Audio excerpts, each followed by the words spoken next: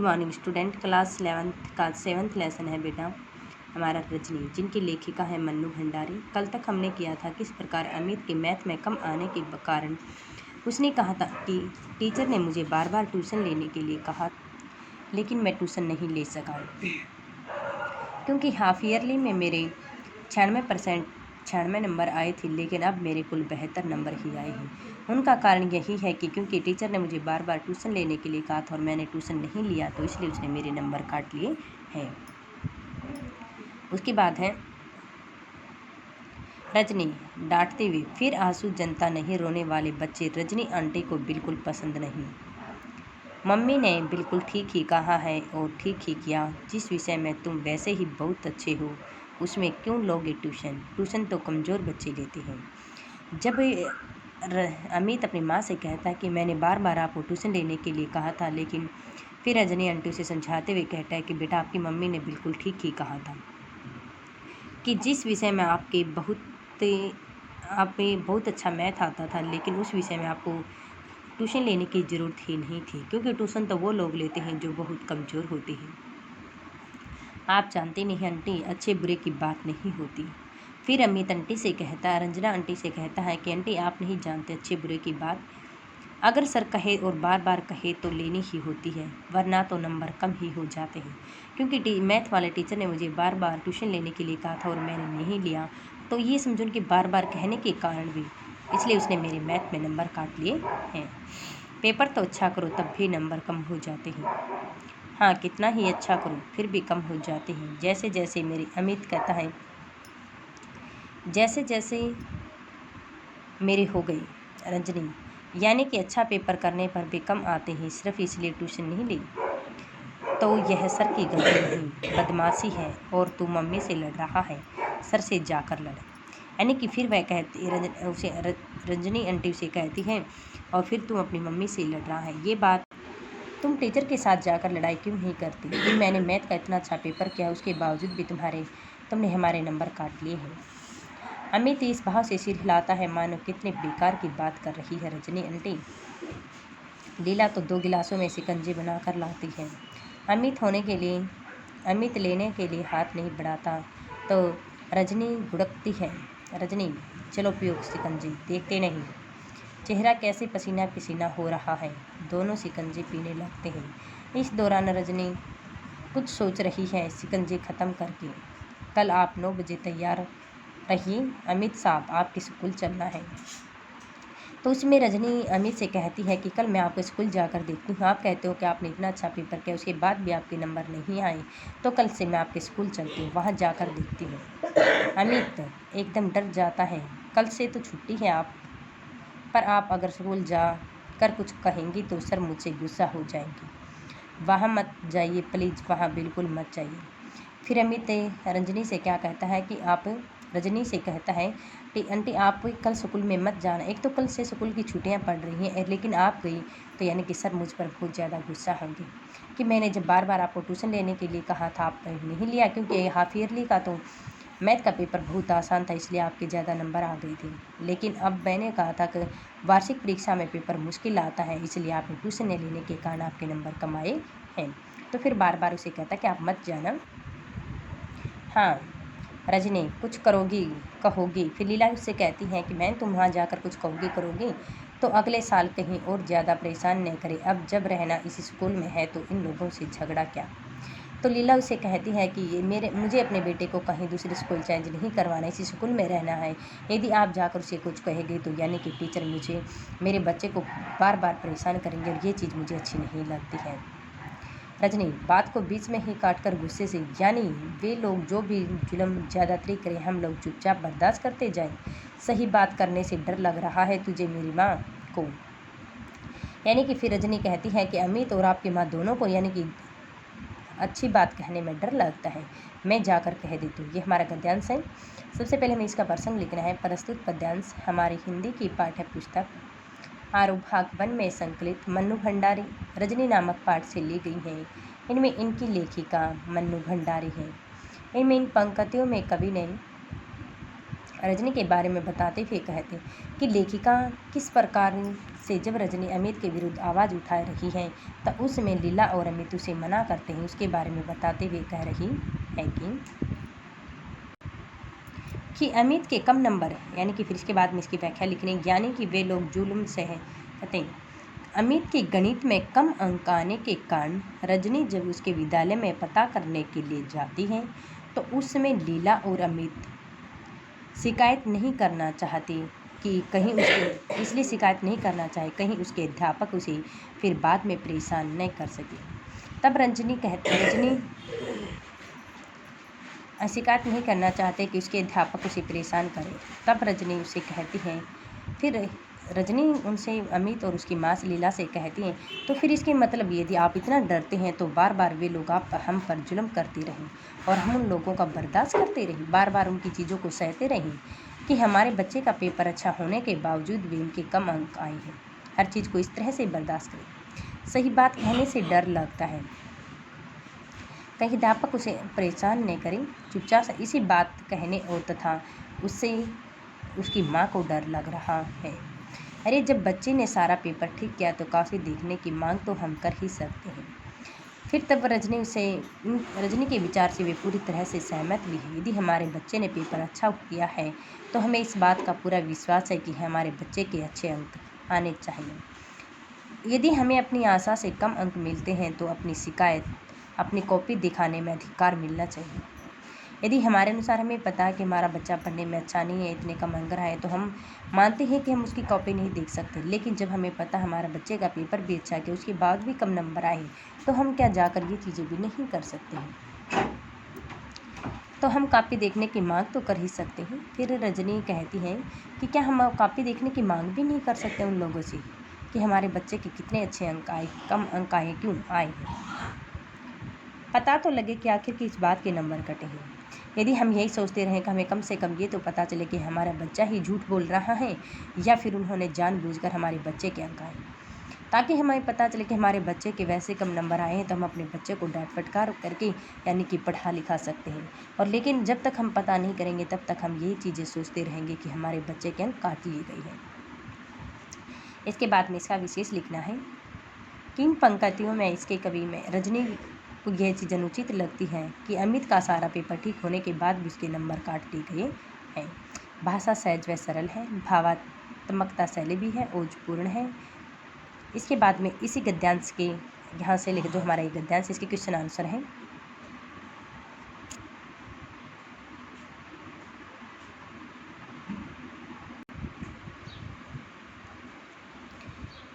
जैसे first person था हमारे, किसने किस पर और क्या जुल्म ज़्यादती की है।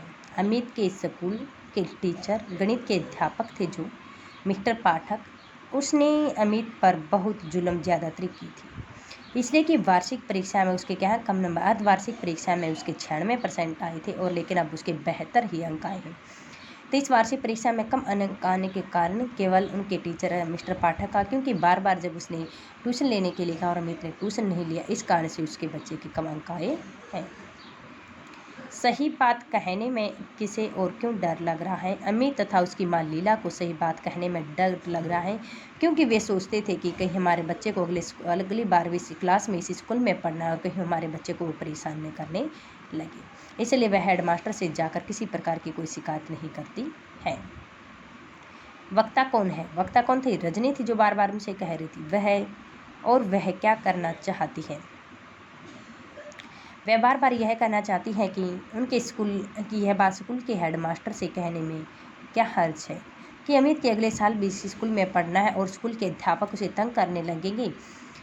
कहती कि वक्ता कौन था? रजनी थी। उसने क्या करना चाहती थी? उसे अनुचित लगता कि अच्छा पेपर करने के बाद भी बच्चे के कम अंक आए हैं और कम अंक आने के बाद हम चुपचाप बैठे रहे। कहीं इसका कारण ये तो नहीं है या तो हमारा बच्चा ही झूठ बोल रहा है या फिर उनके टीचर गणित के अध्यापक मिस्टर पाठक ने जानबूझकर उनके अंक काट लिए गए हैं कि ताकि हमारे बच्चे ने ट्यूशन नहीं लिया। इसका कम से कम हमें पता तो चले किस कारण से हमारे बच्चे के कम अंक आए हैं। क्या आप वक्ता के विचार से सहमत हैं? स्पष्ट कीजिए। वह कहता है कि हम रजनी विचार से पूरी तरह से सहमत हैं। रजनी जो बात कह रही है हम उनके विचारों से पूरी तरह से सहमत हैं। या हमारा बच्चे का पेपर अच्छा हुआ, हमें विश्वास है अच्छे अंक मिलने चाहिए। यदि हमें इस अपनी आशा से कम अंक मिलते हैं तो हमें कॉपी दिखाने का अधिकार चाहिए। इसलिए पता चले कि हमारे बच्चे के कम अंक किस कारण से आए, क्यों हमारे बच्चे ने पेपर अच्छा नहीं किया या टीचर ने उसके नंबर काट लिए हैं। ये हमारे इस गद्यांश के क्वेश्चन आंसर भी थे।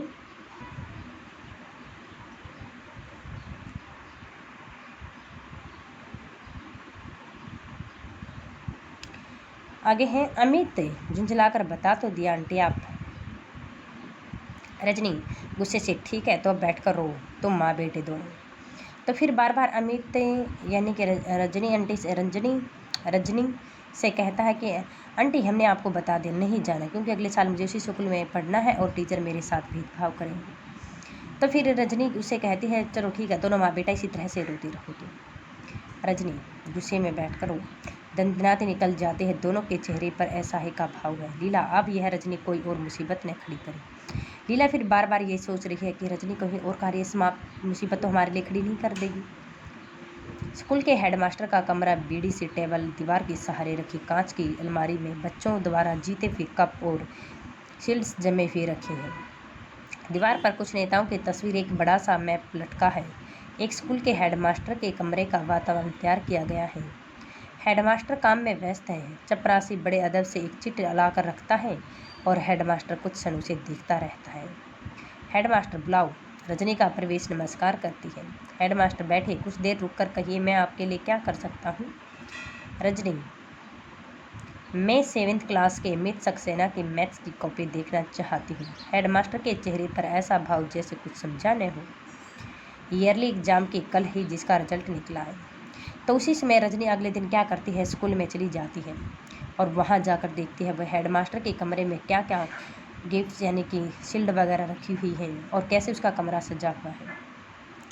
तो उसी समय एक चपरासी आता है, उसकी जेब में एक चिट डालते हुए देखती रहती है। तो वह कहते हैं कि बोलिए आपका क्या कारण आने का, मैं आपके लिए क्या कर सकता हूँ। तो उसी समय रजनी कहती है कि मुझे कल बच्चों के जो रिजल्ट आया हुआ है ईयरली एग्जाम का, मुझे उसमें अमित की कॉपी देखनी है। हेडमास्टर, सारी मैडम ईयरली एग्जाम की कॉपियाँ तो हम लोग नहीं दिखाते। फिर हेडमास्टर कहता है कि मैडम ईयरली एग्जाम की कॉपियाँ हम सभी पेरेंट्स को नहीं दिखाते हैं। रजनी, मैं जानती हूँ मैं, लेकिन यह बात यह है कि अमित के मैथ का पूरा पेपर ठीक किया है लेकिन उसके बेहतर नंबर मिले हैं। कॉपी देखकर सिर्फ यह जानना चाहते हो कि अमित को अपने बारे में कुछ गलतफहमी तो नहीं हो गई है। एक एक शब्द पर जोर देकर गलती एग्जामिनर की ही है। यानी कि फिर वह कहती है कि सिर्फ मैं ये देखना चाहती हूँ कि हमारा जो बच्चा होता है घर जाकर ये कहता है कि मैंने मैथ का पूरा पेपर किया है, लेकिन उसके बावजूद भी हमारे बच्चे के कम अंक आए हैं, वो किस कारण से आए हैं। हेडमास्टर, सारी बात को बहुत हल्के ढंग से लेते हुए आपकी कमाल करते हैं, बच्चे ने कहा और आपने मान लिया। फिर हेडमास्टर वापस दोबारा रजनी से ही कहता है, आपके बच्चे ने क्या मुझे पेपर अच्छा किया है, इसे फिर भी कम अंक आए, आपके बच्चे ने जो बात की और आपने वो बात मान ली। हर बच्चा घर जाकर यही कहता है उसने पेपर बहुत अच्छा किया है और उसे बहुत अच्छे नंबर मिलेंगे। अगर हम इसी की तरह कॉपियाँ दिखाने लग जाएं तो यहाँ पेरेंट्स की भीड़ लगी रहेगी सारे इसमें। इसलिए तो ईयरली एग्जाम की कॉपियाँ न दिखाने का नियम बनाया गया है स्कूलों में। फिर वह कहते हैं कि ईयरली एग्जाम की कॉपियाँ न दिखाने का नियम इसलिए बनाया गया है क्योंकि हर बार हम बच्चों की ऐसे कॉपियाँ दिखाते रहे तो यहाँ पर हर बच्चों के पेरेंट्स की जो भीड़ है हर रोज़ ऐसे ही लगी रहेगी और हमारे स्कूल का जो माहौल है वो ख़राब हो जाएगा, इसलिए हम नहीं कॉपियाँ दिखा सकते। रजनी अपने गुस्से पर काबू पाते हुए, देखिए आप चाहे तो अमित का पूरा रिजल्ट देख सकते हैं, मैथ में हमेशा 60% नंबर लेता ही है। इस साल भी उसने पूरा पेपर ठीक किया है, तय साज हो जाता आ ही जाता है।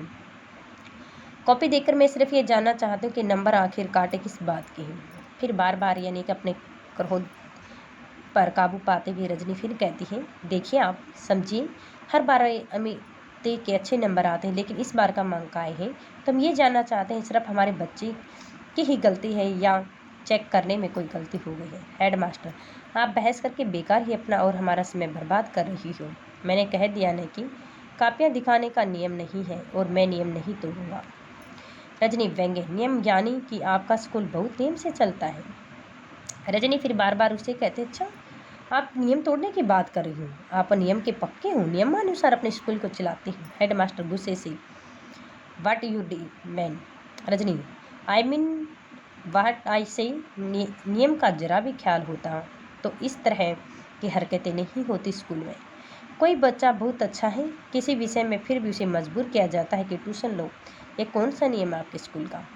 तो फिर उससे समय रजनी को गुस्सा आता है और वह कहते हैं आप नियमानुसार बात करें। तो आप बताइए, एक बच्चा पढ़ने में बहुत ज़्यादा होशियार है और फिर भी बार बार उस बच्चे को कहा जाता है कि आप ट्यूशन लो ट्यूशन लो, तो फिर ये कौन सा नियम है आपके स्कूल का? तो आप हमें ये भी बता दीजिए। इसकी बात है इसकी,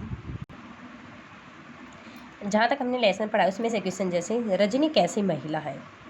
दत्त, रजनी अपने अधिकारों तथा कर्तव्यों के प्रति बहुत जागरूक महिला है। वह अत्यंत साहसी, निर्भीक, न्यायप्रिय स्वभाव की है।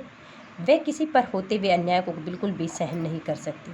इसलिए वार्षिक परीक्षा में जब अमित के कम अंक आते हैं तो वह संघर्ष करने के लिए हमेशा तैयार रहते हैं। अंक प्राप्त करने के लिए अमित के किस कारण से नंबर आए हैं? तो उस समय अमित अपनी रंजना आंटी से बताता है कि मैंने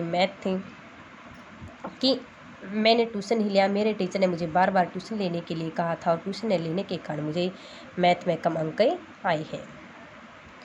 लीला कैसी महिला है? लीला एक सामान्य साधारण घरेलू महिला है। वह अपने पुत्र अमित की पढ़ाई से आश्वस्त है। उसे विश्वास है कि उसने मेरे बेटे ने कक्षा में अवश्य ही अच्छा स्थान प्राप्त किया होगा।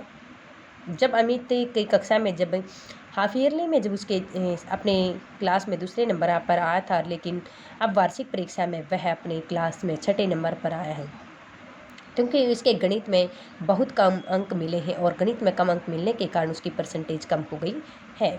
लेकिन इसके बाद भी वह लीला कोई भी न्याय नहीं लेना चाहती, अपने बच्चे के प्रति समझौता कर लेते अपनी स्थितियों के अनुसार।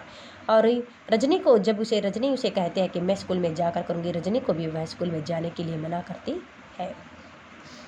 अमित के चरित्र की विशेषताओं पर प्रकाश डालिए। अमित एक बहुत ही होशियार बालक है, मेधावी बालक है।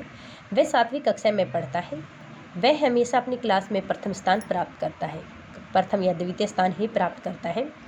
लेकिन वार्षिक परीक्षा में अमित छठे स्थान पर आता है तो उस समय ये कारण समझा जाता है कि या तो बार बार जब उनके टीचर मिस्टर पाठक ने, गणित के अध्यापक ने उसे बार बार ट्यूशन लेने के लिए कहा था, अमित ने ट्यूशन नहीं ली, इस कारण से उसके नंबर काट लिए गए हैं, या फिर हमारा बच्चा ही पेपर अच्छा नहीं करके आए। तो इसलिए वह कहता है कि बार बार कोई न कोई कारण तो है। के बाद तो वह क्या है, एक अध्यापकों का आदर भी करता है और फिर बार बार अपनी आंटी से सारी चीज़ें बता देता है कि आंटी इस कारण से ट्यूशन लेने के लिए कहा था और मैंने ट्यूशन नहीं लिया, या तो फिर मेरे इस कारण से कम नंबर आए हैं। गणित के अध्यापक ने अमित को ट्यूशन लेने के लिए क्यों कहा? गणित के अध्यापक ने हाफ ईयरली की परीक्षा की कॉपी लौटाते हुए अमित से कहा कि अर्धवार्षिक परीक्षा का हाफ ईयरली का जो पेपर होता है बहुत आसान आता है, इसमें तो आपके 96 अंक आ गए हैं, लेकिन वार्षिक परीक्षा में आपके 96 अंक नहीं आएंगे। या तो आप ट्यूशन ले लो, यदि आपने ट्यूशन नहीं लिया तो आपके अंक नहीं आने वाले, आप पीछे रह जाओगे सभी बच्चों से। तो वो बात जब वो याद करती है तो उन्हें ऐसा प्रतीत होता है मानो अध्यापक ने ही उसके नंबर काट लिए हैं। रजनी अमित की वार्षिक परीक्षा में गणित के प्रश्न पत्र की कॉपी क्यों देखना चाहती थी? रजनी अमित के गणित के प्रश्न पत्र की कॉपी इसलिए देखना चाहती थी जब उसे पता चला कि मेरे बच्चे ने पूरा पेपर ठीक किया है, लेकिन क्योंकि रजनी जो होती है वह अमित को अपना बच्चा ही मानती है कि पूरा पेपर ठीक करने के बाद भी इसके केवल 72 अंक ही प्राप्त हुए हैं। वह देखना चाहते कि अमित ने कोई प्रश्न पत्र में गलती तो नहीं की है या फिर अध्यापक ने उसके अंक काट लिए। पहले तो वह अमित से पूछते हैं कि आप सच ही बताना कि स्कूल में आने के बाद या तो आपने बच्चों से पेपर हल करवाया है या घर आके आपने देखा और उसके बाद अपने पापा के सामने पूरा पेपर आपने हल किया है। तो जब अमित वह कहता है कि नहीं आंटी, आते ही मैंने पूरा पेपर अपने पापा के सामने कर दिया था, वह ठीक था, मैंने किसी से कोई नहीं पूछी, नई कॉपी में से नकल की है। हेडमास्टर रजनी को वार्षिक परीक्षा की कॉपी क्यों नहीं दिखाना चाहते? हेडमास्टर रजनी को अमित की वार्षिक परीक्षा की कॉपी इसलिए नहीं दिखाना चाहते क्योंकि उनका नियम है। वह कहते हैं, हेडमास्टर रजनी से कहते हैं कि ये हमारे स्कूल का नियम है, हम किसी को वार्षिक परीक्षा की कॉपी नहीं दिखाते। यदि हम रोज़ ऐसे ही कॉपियाँ दिखाते रहे तो यहाँ पर तो पेरेंट्स की हर रोज़ भीड़ लग जाएगी और हमारा अनुशासन बिगड़ जाएगा, हमारे नियमानुसार है। और हेडमास्टर ने उन्हें अध्यापकों के विरुद्ध कार्रवाई को ज़बरदस्ती ट्यूशन लेने के लिए कहते। तो फिर वह कहते हैं, अच्छा ये आपके स्कूल का नियम है कि हम कॉपी नहीं दिखाते। तो हेडमास्टर उन अध्यापकों पर हेडमास्टर है ने अध्यापकों के विरुद्ध कोई कार्रवाई नहीं करता है और ज़बरदस्ती जब टीचर बच्चों को ट्यूशन लेने के लिए कहता है, क्या वो आपके स्कूल के नियम अनुसार है? ये बात कहते हैं तो उस समय हेडमास्टर बहुत ज़्यादा गुस्से में हो जाते हैं और इसे धमकाते हुए कहते हैं कि आप यहाँ से चले जाइए। किन जैसे लोगों के देश पर कुछ नहीं हो सकता। रजनी का मानना है कि जो लोग चारों तरफ अन्याय, अत्याचार, भ्रष्टाचार तथा अनेक प्रकार की धांधलियों में हैं, चुप नहीं बैठ सकते। ऐसे लोगों का इस संसार में कुछ नहीं हो सकता। गलती करने वाला तो कोई और है, गुनाह किसी और को भुगतना पड़ता है। वो आप लोगों के कारण ही ऐसा होता है। यदि आप भी लेते एक भी बच्चे को बार बार ट्यूशन लेने के लिए, क्यों कहा इतना है होशियार बच्चा, यानी टीचर तो स्वयं ये कहना था कि इतने होशियार बच्चे को ट्यूशन लेने की जरूरत नहीं। तो आपके स्कूल का ये नियम है कि बार बार बच्चे को परेशान किया जाता है, ट्यूशन लो, नहीं तो आपके कम नंबर आए। तो कम नंबर इसी कारण से आए हैं क्या? ऑप्शन टाइप है हमारे जैसे रजनी किस विद्या से संबंधित है? पटकथा एक कहानी है जो पर्दे के पीछे दिखाई जाती है। लीला ने क्या मंगवाया था कि आज उसके बच्चे का रिजल्ट आने वाला, उसने अपने बच्चे के लिए रसमलाई मंगवाई थी। अमित की गणित में अंगर आए थे, कितने आए थे? ट्यूशन लेने के कारण। मैथ्स के सर कौन थे? मिस्टर पाठक। लीला 2 गिलासों में क्या लेकर आते? शिकंजी। अमित को मैथ्स में कुल कितने अंक आए थे? 72। रजनी के पति घर क्या भूल गए थे? फाइल। यहाँ तक हमारे क्या है ऑप्शन टाइप क्वेश्चन भी बनते हैं। तो आज के 11th का हमारा यही काम है। इसमें गद्यांशों के क्वेश्चन आंसर और ये हमारे परीक्षा उपयोगी प्रश्न राइट प्लस लर्न।